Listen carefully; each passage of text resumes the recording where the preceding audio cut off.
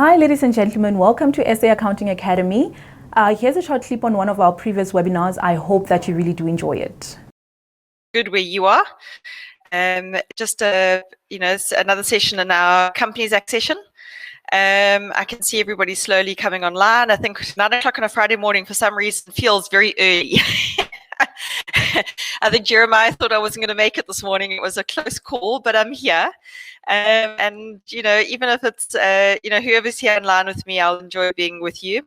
I know that for a lot of people, sort of like looked at this topic possibly and thought, oh, well, what are you going to discuss and how relevant can it be? And, surely by now we know these things, but there are some points to look at.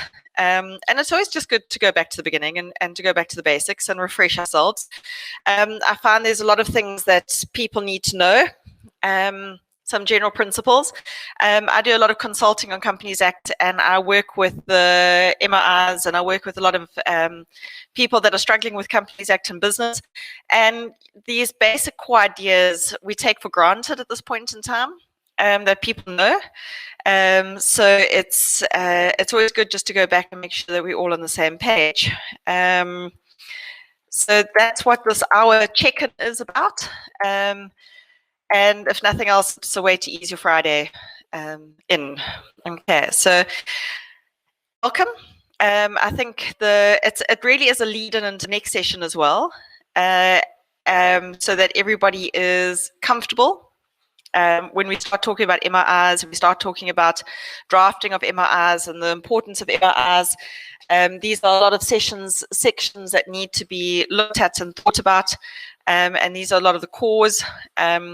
But yeah, so we will have a fun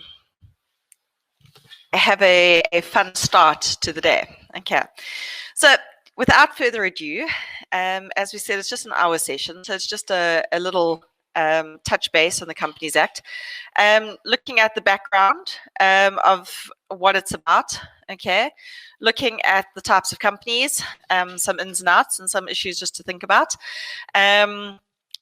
Thinking about corporations as always, key features and structures, company formation, and the key features I think are, to me, the most interesting part of today's session.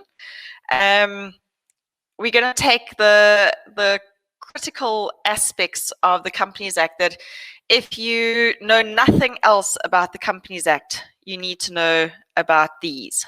Okay, so that kind of structure of today, as I said, this is just a bite-sized, quick chat and discussion to get us thinking about working with corporate entities, and also to start thinking about directors and shareholders and their relationships and things like that. So the policies behind the Act, okay, this Companies Act was written with some very core ideas in mind. And we have to appreciate, although I suppose at this time in our lives, especially with with COVID and with all the things happening around us, we don't always feel this. We feel very unsettled, and we're looking at the laws and we're looking at our country, and we're concerned about a lot of things. But we do actually have the best Bill of Rights in the world. Okay, we have a very progressive Bill of Rights.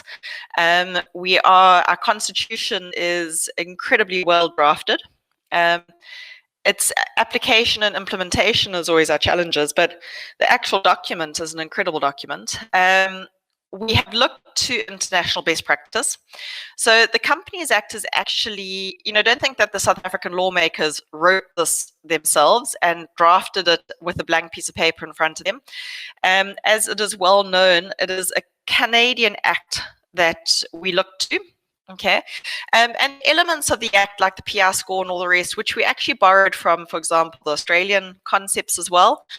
We looked around the world, we looked to see what other people were doing, and we adopted and we borrowed their thoughts and processes, which some parts have worked well for us, other parts not so much. And the PI score is definitely one of those, like we discussed in the previous session. That the PI score needs to be revisited. It needs to be looked at again, because it's just not giving us the results that we want. if nothing else, after 10 years with inflation, those numbers are not reflecting the need of the PI scores. So we have adopted international best practice, and one of the big movements with coming to this Companies Act when we did was to encourage entrepreneurship.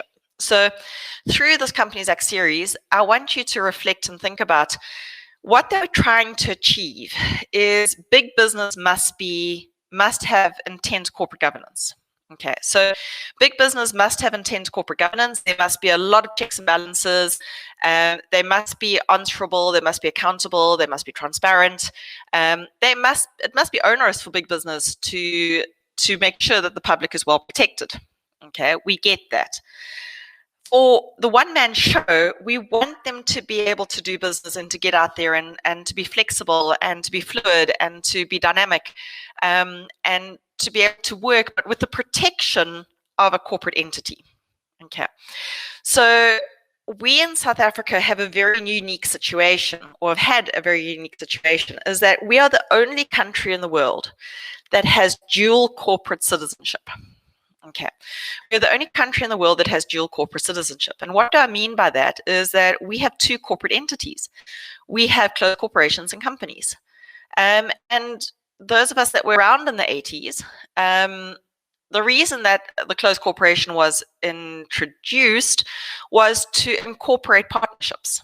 Okay, so they wanted the partnership to be, people wanted small business. They wanted to be able to do things in a simplistic way. They didn't want to have audit. They wanted to keep life pretty straightforward. They wanted to make sure that they could have separate legal entity. They wanted to have protection so that they could put business ideas into this corporate entity that was a juristic person. They wanted it to be administratively simpler than what the companies were at that point in time. And instead of simplifying the Companies Act back in the 80s, they created the closed corporation. For most of my entities and my businesses that I consult and work with at the moment, companies are starting to realize that it is better to convert to a company than to stay as a CC.